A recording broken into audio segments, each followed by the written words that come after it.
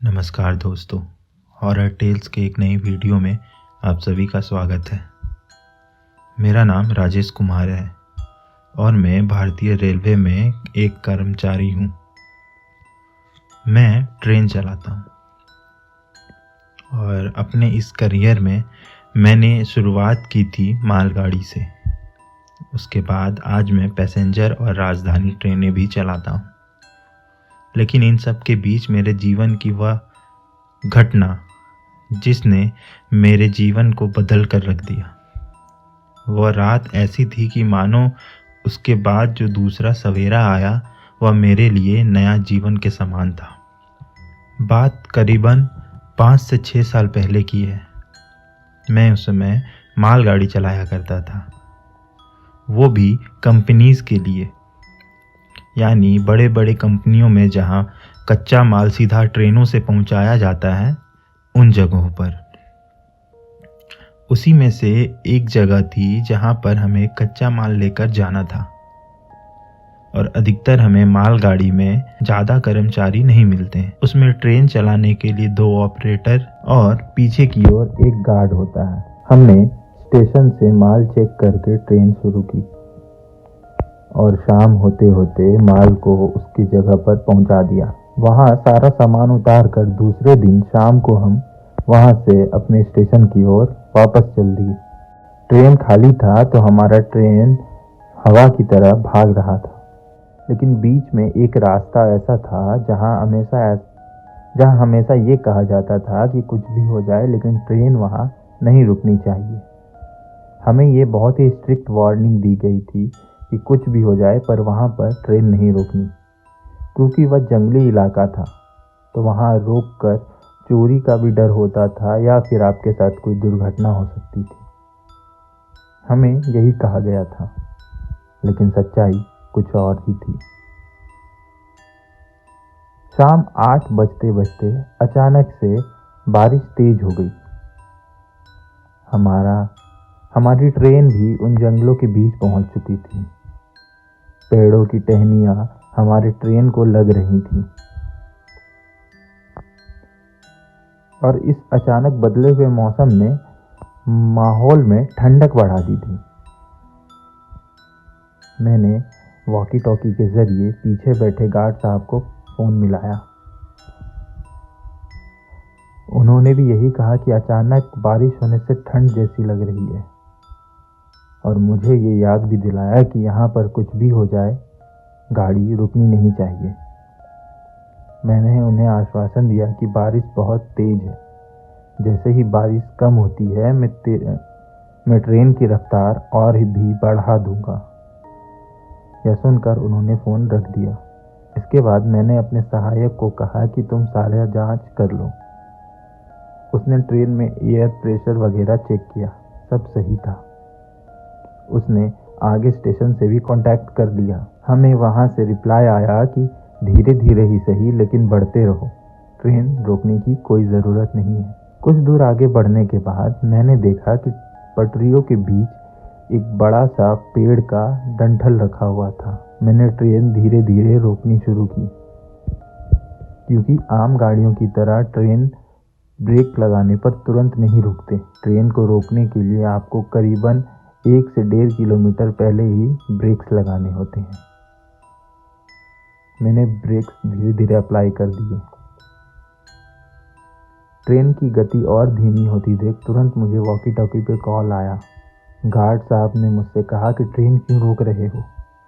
मैंने उनसे कहा कि पटरी पर एक बड़ा सा पेड़ काट कर रखा हुआ है, हम उसे कैसे पार कर सकते हैं। मैंने अपने सहायक को भी कहा कि तुम आगे स्टेशन पर इसकी सूचना दे दो। हमें ना चाहते हुए भी ट्रेन रोकनी पड़ी। ट्रेन जैसे ही रुकी, हमारे एक डब्बे से ठक ठक की आवाज़ आने लगी। मेरे सहायक ने कहा कि लगता है चोर आ गए हैं। मैंने कहा नहीं, शायद कोई जानवर हो या किसी पेड़ की टहनी लग रही होगी। वह आवाज़ धीरे धीरे और तेज होती चली गई। इसके बाद वॉकी टॉकी पर मुझे गार्ड साहब ने फिर से कॉल किया तो मैंने उनसे कहा कि आप हथियार लेकर एक बार चेक कर लो और फ़ोन ऑन ही रखना। गार्ड साहब अपने कंपार्टमेंट से नीचे उतरे और मुझसे बात करते हुए हर बॉगी को चेक कर रहे थे। तभी एक में से ज़ोर की आवाज़ आने लगी। उन्होंने मुझसे कहा कि हाँ इसी डब्बे से आवाज़ आ रही है। मैंने उनसे संभल कर उसे देखने को कहा। तभी अचानक गार्ड साहब की जोर से चिल्लाने की आवाज़ आई। मैं इधर से उन्हें आवाज़ देता रह गया, लेकिन उस तरफ से गार्ड साहब का रिप्लाई नहीं आया। मैंने कई बार इसकी कोशिश की, लेकिन कोई जवाब ना पाकर मैं भी थोड़ा सा डर गया था। इसके बाद मैंने अपने सहायक से कहा कि शायद हमें भी नीचे चलकर देखना चाहिए। हम दोनों हाथ में टॉर्च लेकर डरे सहमे नीचे उतरे। हम धीरे धीरे उस डब्बे की ओर बढ़े। वॉकी टॉकी ऑन था, क्योंकि हम जितने भी पास जाते जा रहे थे मुझे अपनी ही आवाज़ दोबारा सुनाई दे रही थी। मेरा सहायक टॉर्च लेकर मेरे से थोड़ा पीछे चल रहा था। मैं आगे था। मैंने उस डब्बे का गेट खोला, क्योंकि पहले से ही गार्ड ने उस कंपार्टमेंट का ताला खोला हुआ था। जैसे ही मैंने उसकी छिटकिनी हटाई, मैं देखकर चौंक गया। मेरे सामने एक बड़ी सी औरत थी, सफ़ेद कपड़े में लिपटी हुई। उसके बाल पूरे सर के आगे थे और उसने अपने पैरों के नीचे गार्ड साहब को दबा कर रखा था। उसके एक हाथ में कुल्हाड़ी थी, जैसे कि उसी ने पेड़ काटकर पटरी के आगे रख दिया हो ताकि हमें परेशानी हो और वह हमें मार सके। मैंने गार्ड साहब की ओर देखा तो मुझे लगा वो मर चुके हैं। उनके सर से खून निकल रहा था, लेकिन जैसे ही टॉर्च की रोशनी उनके आंखों पर पड़ी तो उन्होंने आंखें झपकाई तो मुझे एहसास हुआ कि उनमें अभी भी जान बची हुई है। वह औरत टॉर्च की रोशनी से परेशान हो रही थी। वह अजीब तरीके से गुर्रा रही थी। उसने जैसे ही मुझे देखा मेरी ओर लपकने को दौड़ी। तभी पीछे से सहायक ने गार्ड की बंदूक उठाकर उस पर चला दिया। निशाना बिल्कुल सटीक था। वह उसके चेहरे पर जा लगा। इससे वह औरत एकदम बौखला सी गई। इस बार उसने दोगुना ताकत लगाकर फिर से हमला करने की सोची।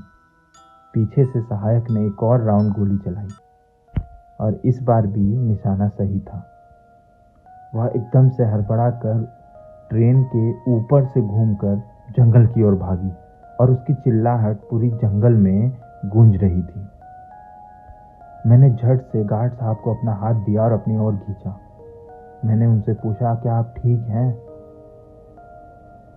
उन्होंने इशारे में कहा कि हाँ, मैं ठीक हूँ।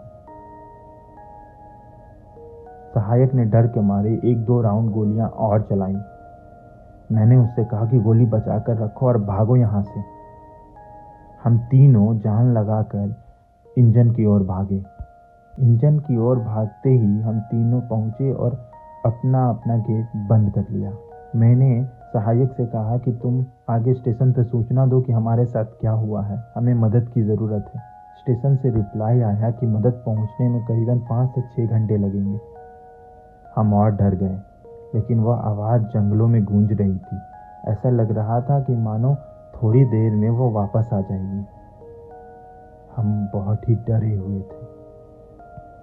तभी मैंने कहा कि शायद मैं इसे हटा सकता हूँ।